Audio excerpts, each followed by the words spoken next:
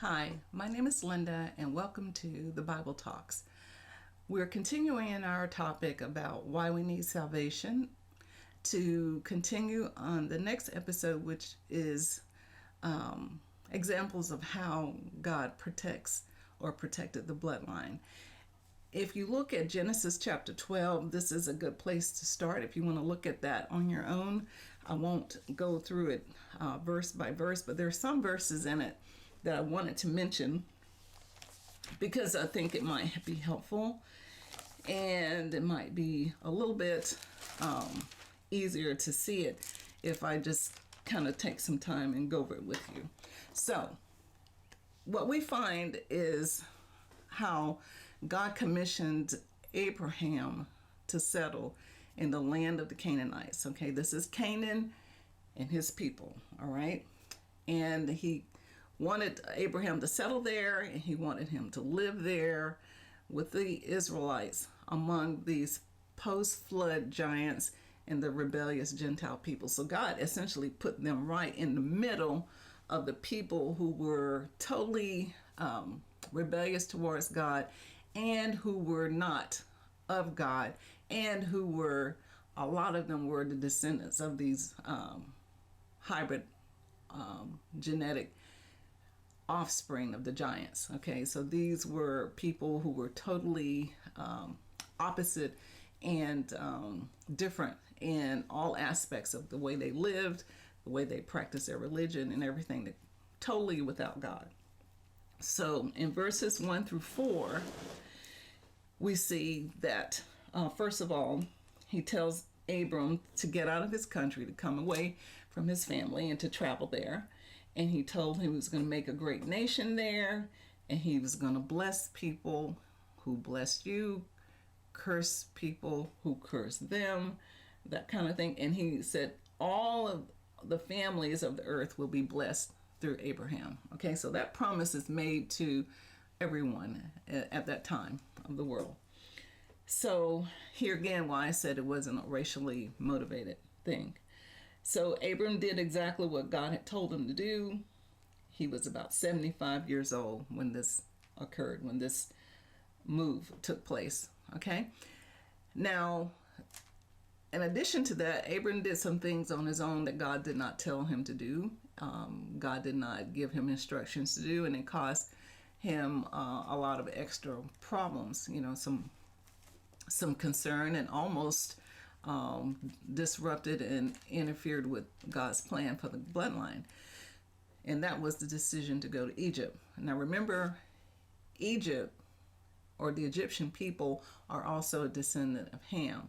So he was going to go to another branch of Ham's family and be further exposed to another culture of people who were totally against God at that time, as well, as far as the way they lived, how they worship, and that kind of thing. When I say against God, I mean the way they lived their lives, their worship, their culture, their practices, totally opposite of what God would want.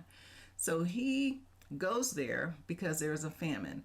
And when he gets there, and it talks about it in verses 10 through 16, that he's there with his wife at that time. He's married to Sarah, and she's very pretty, very nice to look at. And the Egyptians he was afraid the Egyptians would like her, would want to take her, would want her to take her from him. So he told them, so that he wouldn't get killed for her, that they wouldn't kill him for her. He told her to tell him, tell him that she was his sister. Okay, so that was a lie that they told while they were there. But also what happened is that the risk came because Pharaoh wanted her, one of the princes of the Pharaoh, I think it was, and brought her before the Pharaoh, and the woman was taken to the Pharaoh's house. So she was going to be taken by Pharaoh as one of his. And then he talked to Abram and was going to give him all these presents, oxen and servants and all this for Sarah. But then God intervened during that time because she was very close to being gone. Remember, I told you in this culture, back in this time, if someone with more status and power and money wanted someone else's wife, they'd just take them. God intervened, though, here and plagued Pharaoh and his household with some great plagues, to the point that they were so afraid of what was happening that they gave Sarah back. He called Abram and said, what did you do to me? You didn't tell me that this was your wife. Do you realize how dangerous, what situation you put me in, and so forth. And she was given back to Abram, but he came close to losing her. And then they sent Abram away with Sarah and all that he brought with him. They didn't want anything to do with Abram or Sarah after they realized that God had intervened. And they knew, it was not a secret who God was. Everybody in that time knew about God and knew who he was. They just chose not to worship him, not to serve him, but they were very fearful of his power. And when he plagued them because of Sarah, they knew right away, something's wrong here. This man has brought this on us. You guys, here, go. Take what you brought with you, just go, leave us, go. So that's what happened. So God intervened there because Sarah was almost a goner.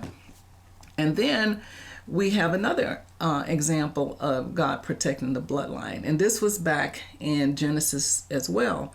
But it happened in Genesis chapter 24, a few chapters over. And if you look there in verse 3 in chapter 24, verse 3, talks about... let's see here. This is Abraham when he's wanting to get a wife for his son. And he tells his servant, he says, I want you to get a wife for my son.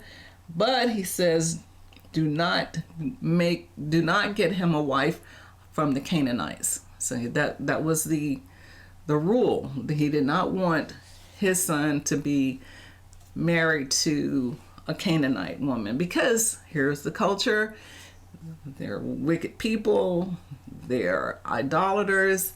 There's a lot of stuff that they did that Abram knew he did not want coming back into his family. So he gave specific instructions not to bring back a woman who was a Canaanite.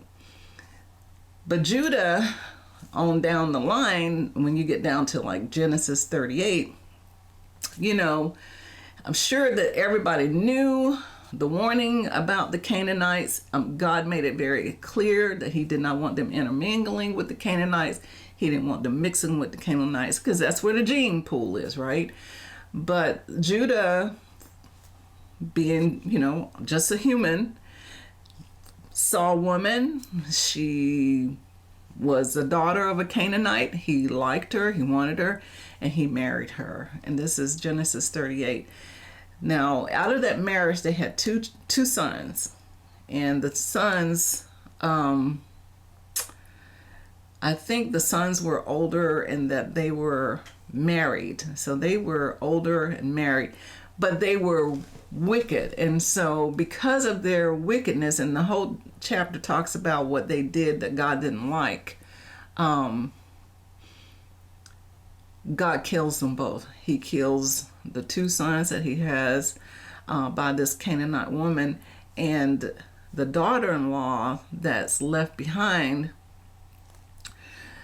who was of the right bloodline on Joseph's side of the family on down the line there, she is the one who ends up having two sons born to Judah.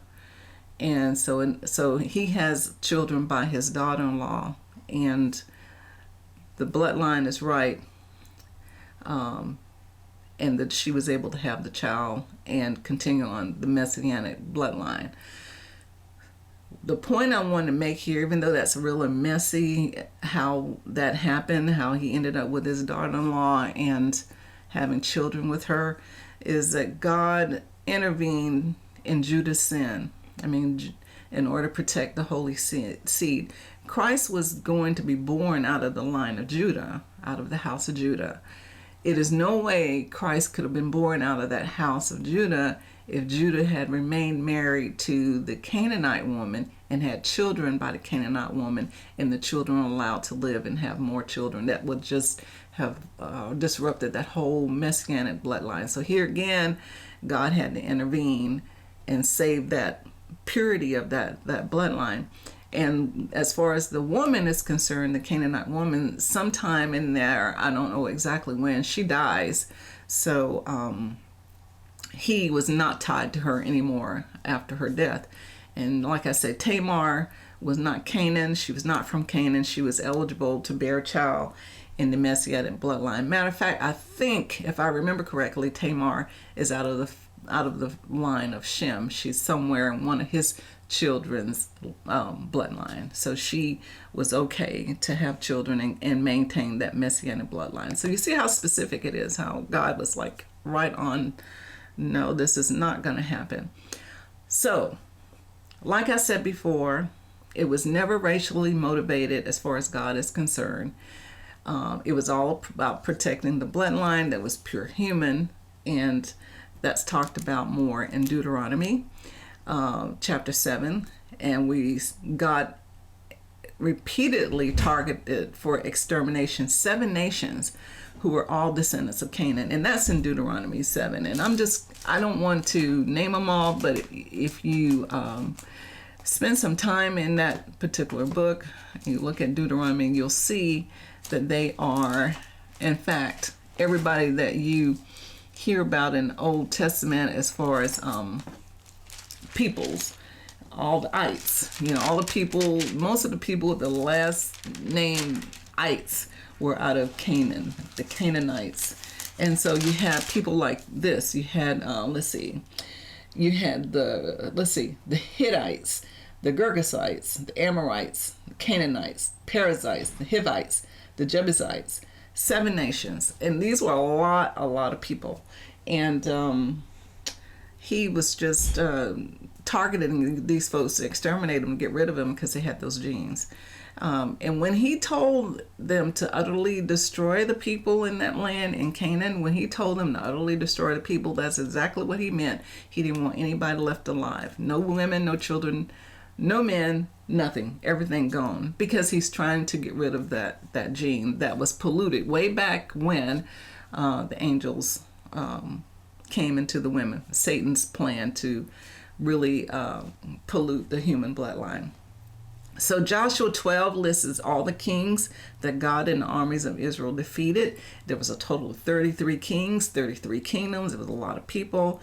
Some of the Canaanites were never conquered, and many of Ham's descendants eventually still went on to intermarry with the descendants of Japheth and Shem, which is why I said now, at this point, in our lifetime, there aren't any pure anybody, really. It would be very difficult to find someone who's pure anything, because all the intermingling and the genetics DNA doesn't lie. So you have to just look at it that way. All right, I think we'll stop right here. The next episode will talk about the religion of the Nephalim people, the Canaanites, the giants. That's a very kind of an interesting take on their religious practices too, which is why God was so against the people mixing with them. And we'll cover that next time in the Bible Talks. Thank you. Bye-bye.